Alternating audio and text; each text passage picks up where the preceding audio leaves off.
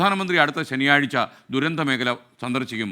വയനാട്ടിലെ പ്രധാനമന്ത്രിയുടെ സന്ദർശനത്തോടനുബന്ധിച്ച് special protection group ദുരന്തഭൂമിയായ മുണ്ടക്കയിലെത്തി. അവിടുത്തെ സുരക്ഷാ കാര്യങ്ങൾ സംഘം ഇപ്പോൾ വിലയിരുത്തുകയാണ്. മുണ്ടക്കയിൽ നിന്ന് ശ്രീജിത്ത് ശ്രീകുമാരൻ നമുക്കൊപ്പം ചേരുന്നു. ശ്രീജിത്ത്, ഗുഡ് മോർണിംഗ്, പറയൂ. SKN അല്പസമയം മുൻപാണ് ചൂരൽമലയിൽ നിന്നും ആ സംഘം മുണ്ടക്കയിലേക്ക് എത്തിയത്. മുണ്ടക്കയിൽ ആദ്യം അവർ വാഹനം നിർത്തിയില്ല, നേരെ പുഞ്ചിരിമട്ടിലേക്കാണ് പോയത്. പുഞ്ചിരിമട്ടത്ത് പരിശോധനകൾ നടത്തി, അവിടെ ഇറങ്ങി പരിശോധിച്ചു എന്നാണ് അവരോടൊപ്പം ഉണ്ടായിരുന്ന പോലീസ് ഉദ്യോഗസ്ഥർ അടക്കം നമ്മോട് പറഞ്ഞത്. പുഞ്ചിരിമട്ടത്ത് പരിശോധനകൾ നടത്തിയതിനു ശേഷം ഏതാണ്ട് ഒരു 10 മിനിറ്റിനകം തന്നെ ഇങ്ങോട്ട് തിരിച്ചു വരികയായിരുന്നു.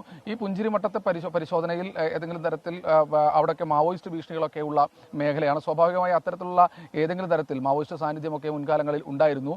സ്വാഭാവികമായി അത്തരത്തിലുള്ള പരിശോധനകളൊക്കെ ആയിരിക്കാം നടത്തുക. പോരാത്തതിന് പ്രധാനമന്ത്രി ഇങ്ങോട്ട് വരുന്ന സമയത്ത് മറ്റേതെങ്കിലും തരത്തിലുള്ള അപകടങ്ങൾ ഉണ്ടാകുമോ എന്നും അവർ പരിശോധിക്കുന്നുണ്ട്. എന്തായാലും സംഘം അതിനുശേഷം മുണ്ടക്കയിലേക്ക് വന്ന് മുണ്ടക്കയിൽ കുറച്ചു സമയം വാഹനം നിർത്തി വാഹനത്തിൽ ഇരുന്ന് തന്നെ കാര്യങ്ങളെല്ലാം വിലയിരുത്തിയതിനു ശേഷമാണ് ഇവിടെ നിന്ന് ഇപ്പോൾ ചൂരൽമലയിലേക്ക് മടങ്ങിയിട്ടുള്ളത്.